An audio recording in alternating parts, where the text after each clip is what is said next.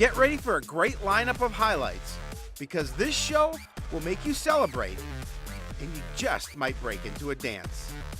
We will show you some nice victories as well as some great finishes. Get ready because Sportsnight is next. Hello everyone, welcome to Sportsnight. I'm Joe Young. And I'm Howie Shapiro, and some seasons have come to an end. They have. Some playoffs are just about ready to start. They are. And some have a couple of regular season games left before the playoffs start. One. Not That's some. true. One. Correct. Has some regular season Correct. remaining. We've got state tournament competitors. That's very cool. To talk about. Some Love state it. tournament action coming up for some Cardinal athletes this week, and we'll get to that in just a moment. First, the hockey season over at Coon Rapids after the boys team made a quick exit from the section tournament last Thursday. With only 5 wins this season, the Cardinals earned the 8th seed for the 5AA tournament and a first-round matchup with top-seeded Centennial. Cougars finished the season 16-6-3, rolled into the playoffs on a 5-game win streak, so the Cardinals knew they would certainly have their hands full. Doesn't take long for Centennial to get the scoring started off a faceoff. Buck moved to Luke McGregor alone at the back door. He shelves it. Cougars have the lead 4 minutes into the game. Centennial keeping the Cardinals bottled up all night long. Andrew Stewart digs it out of the scrum along the end wall, finds Austin Canner all alone in the slot for the one-timer. 2-goal lead for the Cougars. Still the first on the power play. Good movement. Great shot by Will Francis. That made it a 3-goal lead. Centennial outshot the Cardinals 24-3 in the first period and 52-7 in the game. So there was a lot of action in front of senior netminder Andrew Argyros all game long. He's able to get on top of this one eventually, but the outcome pretty academic. Even when the Cardinals got to the Centennial end, not much sustained pressure. Pretty easy night for Cougars goalkeeper Travis Allen. He stops all 7 pucks he sees for the shutout. Cougars run up a 9-0 win, ending the career for Argyros and the other 7 Coon Rapids seniors. It's been a tough year for the boys hockey program. You look at their last number of games, just not being able to get shots on goal, 7 shots in that game. And, granted, Centennial is a great team, and they did have their work cut out for them, but you've got to be able to produce a little bit more than that. Well, you've got to be able to compete. Yeah. And that is the bottom line. And this is a team that suffered through a lot of injuries this season. A number of guys, including Argyros, in and out of the lineup. So they didn't know what they had from week to week. And Coach Mo, talking to him at the end of the season, he said, I pretty much don't know what my lineup's going to be one night to the next, just because they've had so many injuries, illnesses, everything else that they've had to deal with. And it's one thing to not be able to compete with a Centennial who is really playing on top of their game right now.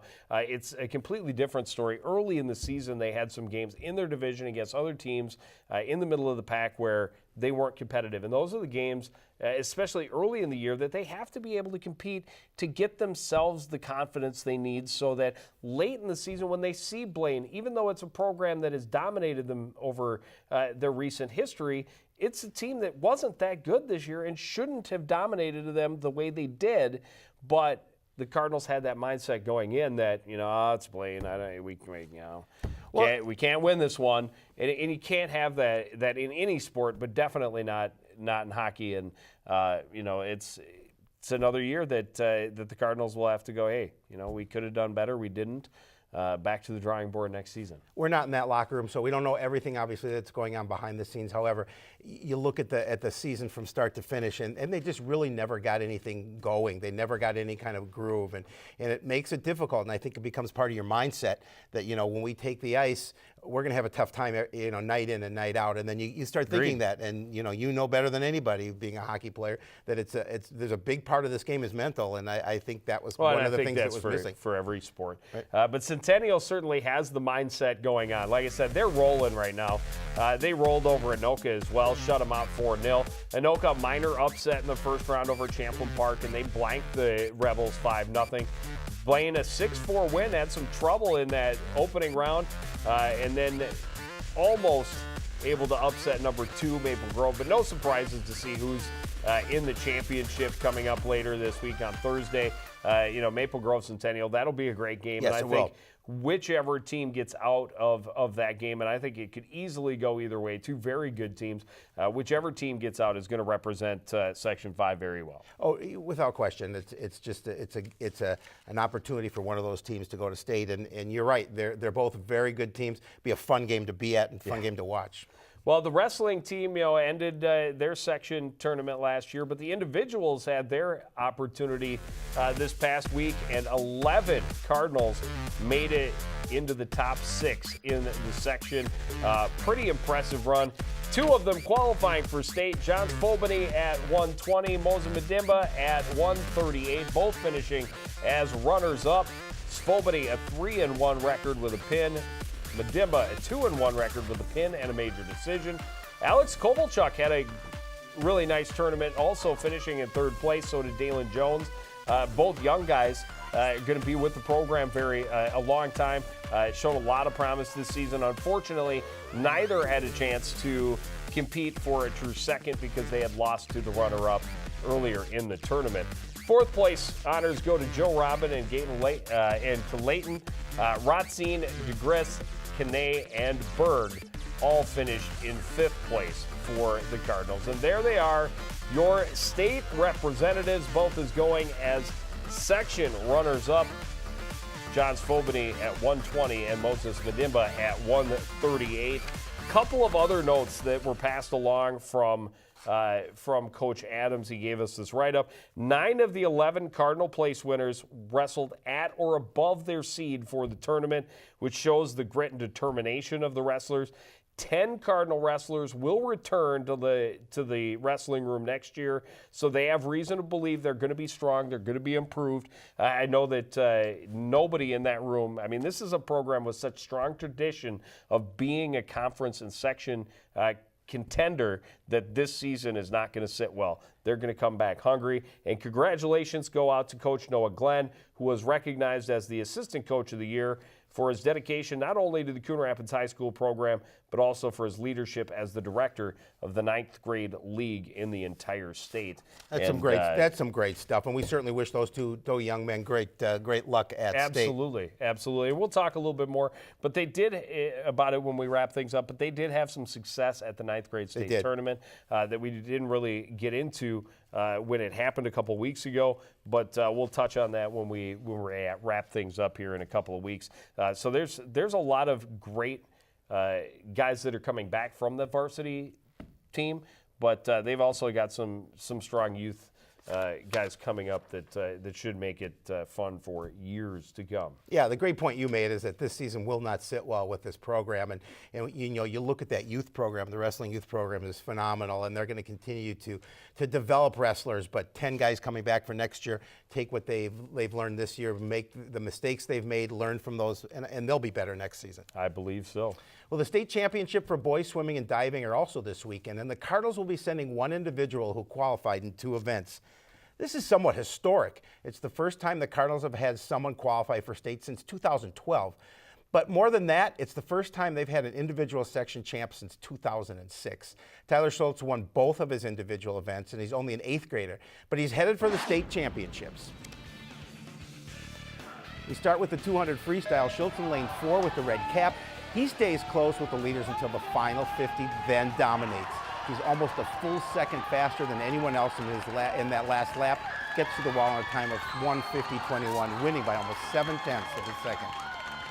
The final of the 100 butterfly was an intense finish, as close as any race could possibly be.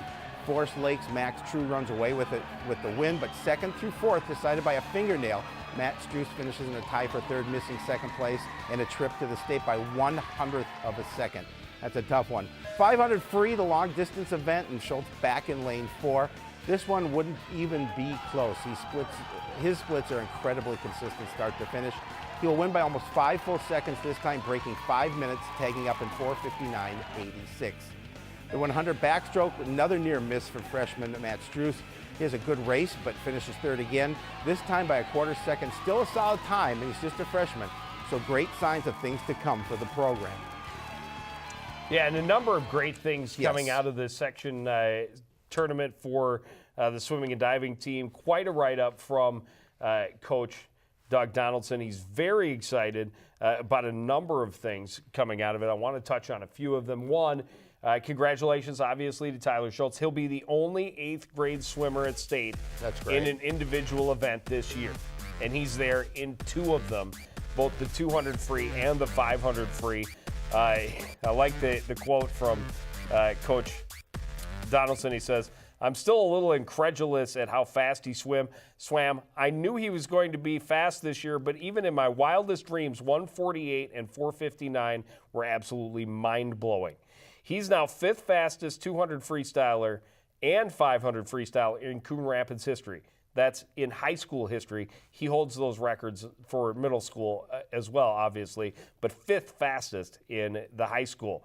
All 3 relays finished top 15 for the in Coon Rapids history this year at sections. The last time that happened was in 2002, that they were able to have all 3 relays finish in the top 15 in school history.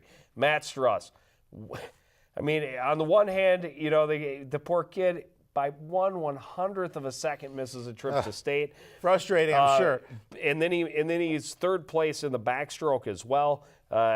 So he was so close, but his time in the butterfly makes him the 8th fastest in Coon Rapids history. His time in the backstroke makes him 4th fastest in school history. Andrew Trong finished 7th in the 100 butterfly, 8th in the 100 breaststroke.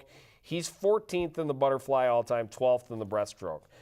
Marcus Carrasco, who was their exchange student who really added some depth to this team all season long, his time in the 100 backstrokes in the prelims makes him 10th fastest in school history. Jack Simmer, first-year diver for the Cardinals, placed 9th, just barely missing a medal for the sections, but he's got the 10th best diving score in school history. Everyone at the tournament went season best times. Many of the guys went lifetime bests. As a team, they had the best taper of all the teams, and he says it wasn't even close. They averaged almost a 4% time drop across the board, which is seriously ridiculous. A quote directly to Coach Donaldson. And that's what you're looking for. We talk about it all the time, right? It's self-improvement in those individual types of sports. When across the board everybody's dropping 4% of their time going into sections and turning in their best time at the end, that's phenomenal. That's great effort. That's great dedication. That's great work from the team. It is also great coaching, and that is why Coach Donaldson is head coach of the year for the section, and assistant coach Quinn Holden is assistant coach of the year for the section. Congratulations to both of them as well. All the guys. And, and let's look back at the preview show when we talked initially before the beginning of the year. Coach Donaldson loved the fact that he had a number of kids coming out, his biggest amount, I believe, in his reign as coach. And they continue to get better. And they're young. But the interesting thing to me was, let's see how many more swimmers they get for next year with the success of all these young men, and see if they can continue to develop and get even a bigger squad than they had this previous year. Well, and I know that there are a couple of those guys that joined the team, first-year swimmers this year, spent all the time at JV, that Coach Donaldson is equally as excited about because of the depth they will add to the team, and some of them have the potential to be some of the top guys again for this program and become top guys and push the top guys they already have. So the future for this program, very bright, and definitely best of luck to young Mr. Schultz as he heads to the state tournament this weekend. Oh, I neglected to mention it's second trip to the state tournament for wrestler John Svobany. I want to get that in before I move along. All right, boys basketball team is wrapping up the regular season this week, and they're hoping it goes better than last week. Cardinals with a couple of road games, starting with a trip to Andover on Tuesday for the last game in their division this season. Both teams were a couple games below 500. Huskies were just ahead of the Cardinals in the North standings, so it was an important game. Andover getting the quick start. Connor Knopfle penetrates and kicks it out to Peyton Aniv for the open look. He hits the 3, puts Huskies up by 6 early. Perimeter plays a big part for the Huskies' attack. This time it's Knopfle draining one from downtown. Andover able to stretch their lead early and go to the locker room up by 16. Cardinals trying to come back in the second. Good luck to Marcel Winston down low. Had a dozen points and a half dozen rebounds for the Cardinals. But this lead is just too much, and the Huskies just keep coming. Penetrate and dish for an open look from beyond the arc. This time it's Mason Heath dropping it from the top of the key. He led all scorers with 20 points. Cardinals trimmed the lead a bit, but never really threatened. Good give and go for Sean Smith. He finishes in traffic. He had a team-high 14. We'll just show you one more three ball from the home team. This time it's Jake Mallett from the corner, raining it down. Huskies run away with a 65-50 win. Always tough when you start the second half down by double digits, which they did. It's really tough to dig out of a hole when you're down by that much. We have talked about that once. We have once or twice. A few times on this program. A few times over the years. It's unfortunately, yeah. It's better when it's on the other foot. When the home team or the Cardinals anyway. You don't want to dig deep holes. It's a bad way. It's a bad way to play any sport. Yes. Really. Well, Friday night may have felt like a bit like a deja vu for the Cardinals. They suffered another lopsided loss to a hot shooting squad. They traveled to Dotino Grace knowing they would have to be able to contain the Eagles' offense and defend the perimeter if they're able to have a chance. Unfortunately, the Eagles took flight from the opening tip and soared to a big win. Well, the Eagles may have scouted the Andover game because they'll follow the same script. Good movement, find the open shooter, sink the three-pointer. Braden Mischke, one of three early bombs that helped Totino to a 13-0 lead. That was hot shooting, continued throughout the game. Eagles had 8 three-pointers in the first half from 5 different shooters, and they built their lead as high as 16. Cardinals defense did show up, and it led to some points. Elijah McGrath with good anticipation jumps the passing lane, coasted on the breakaway to lay it up and in. Very next possession, it's Marcel Winston doing the same thing, jumping in for the steal, throwing it down at the other end. Still, it's 38-24 Totino Grace at the half. Move to the second. Cardinals chipping away at the lead. Jelly Dog getting on a roll. Sean Smith hits the three, gets the deficit back to single digits. But unfortunately would not last. Will Schmitz hits from high on the right side, one of his 3 three-pointers in the second half, and they grow the lead as high as 20. They can pretty much coast from there. Late in the game, Tyler Kittleson alone with the baseline jams it home with 2 hands. Eagles go on to a 69-51 win. What was that about? Big hole? Yeah, again, it's the same thing. They dug themselves a hole. And if anybody could hear the interview with Coach O at half, that's the first thing he said, is that we can't continually dig ourselves a hole 13. and expect to come out and win a game. 13 points. Yep.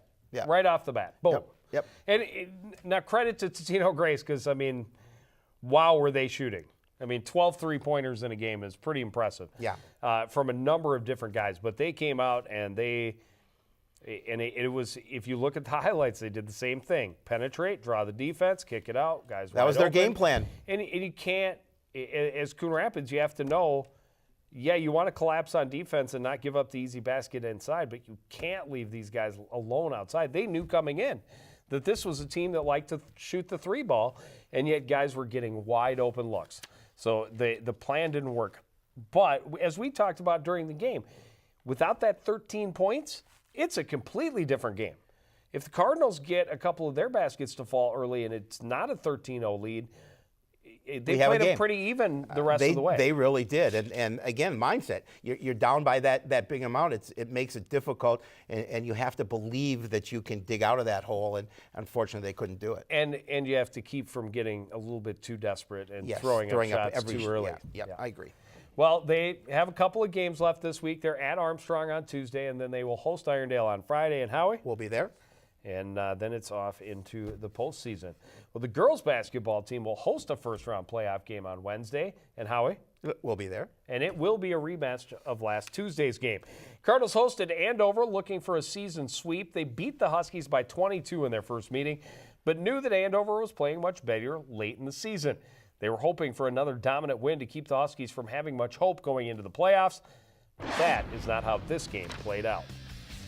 Cardinals jumped to the early lead, but the Huskies answer and matched them shot for shot. Lizzie Karp hitting a 17-footer. She led all scorers with 9 points in the first half. Huskies took the lead midway through the first, and the Cardinals were playing catch-up. Good transition game right here. Quick pass to Carver. She scores down low. She had 8 in the first half, but the Cardinals offense struggled to keep it close. Andover moving the ball well late in the half. Allison Cole hits a long 2 to help her squad build the lead as high as 10. They go to the locker room up 25-17. Cardinal strategy works better in the second. Feed Carver in the post and let her feast, and that's exactly what she did. The Huskies had no answer for Ellie inside. Carp silenced at the offensive end, but the Huskies find some success from the perimeter. Alexa Garcia, one of Andover's 5 3-pointers in the second. The Cardinals control inside with Carver, helped them reclaim the lead. Carver finished with a season-high 24 points. Game goes down to the final minute, though. Andover up by 1. Destiny Artis left all alone, no respect. She hits the three-pointer, just over 30 seconds left. Her first points of the game, and it puts the Cardinals in front by 2. She hit a late free throw with pressure as well. So it's a 3-point lead. Last chance for Andover. Emily Dimer in the corner. Courtney Ackerman there for the block.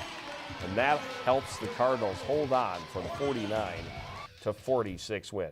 You know, and yeah, and it really was, because it was a game coming in, I think, that Coach Peterson felt, as long as we play our game, as long as we work our inside game, we should win this game. But it was closer than I think they felt that it should have been.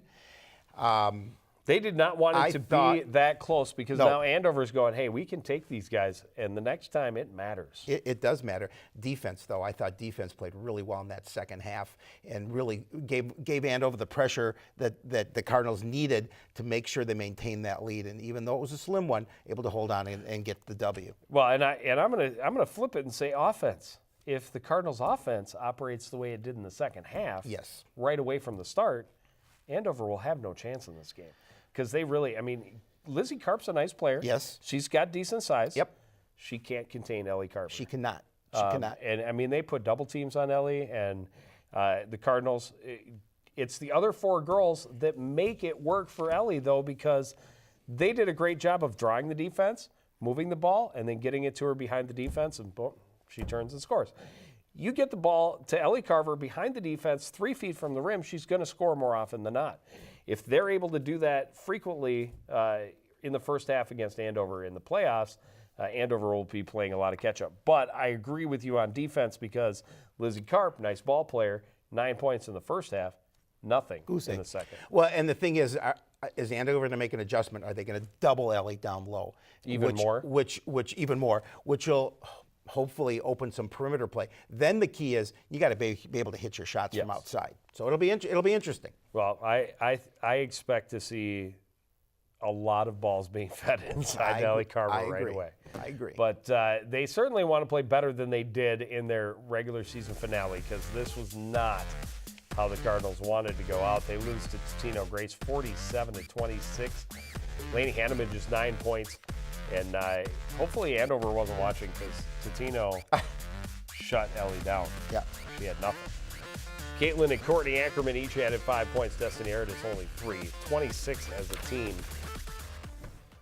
So that brings us to the section tournament. And the Cardinals get a number 4 seed, and they will host Andover. Anoka, the number 1 seed, will host Duluth East in the first round. Should the Cardinals beat the Huskies, they will have to travel to North Branch for a quarter or a semifinal matchup with presumably the Anoka Tornadoes. You would think at number 1, you would think. Forest Lake, the number 2 seed, gets Cambridge Isani in the first round, and St. Francis is the number seed. They take on 6th-ranked Blake. Yeah, and this is the first game, a home section game for the girls basketball program, and I believe the 2007-2008 season, if I'm not mistaken. So in a decade. So in a decade. So yeah. So this is big stuff for this program, and congratulations to the squad and Coach Peterson and her staff for getting that number 4 seed, working hard all year, and now the second season begins. Yeah, they finish flat 500, which is a solid improvement from where they have been, and yeah. It'll be exciting to do a home game. And you will be able to see the action here on CTN, but not until midnight on Wednesday night, because we can't. We expect everybody to come out and watch the game. Playoff games live. So Roger E. Carlson. Come out to the field house, 7 o'clock start, then go home and queue it up on CTN to see what you missed. That's what you do. Every time. Then we'll have the boys basketball game on Friday, also from the Roger E. Carlson Fieldhouse. Cardinals and the Knights live at 7 o'clock. And there you see it. Saturday, the 3rd, girls basketball playoffs. To be determined, but we're hoping the Cardinals are there and facing, the tornadoes. But that is going to do it for this edition of Sportsnight. I want to thank everybody out there for joining us, continuing to support everything we do here at CTN. For the entire crew, including Howie Shapiro, I'm Joe Young, saying good night.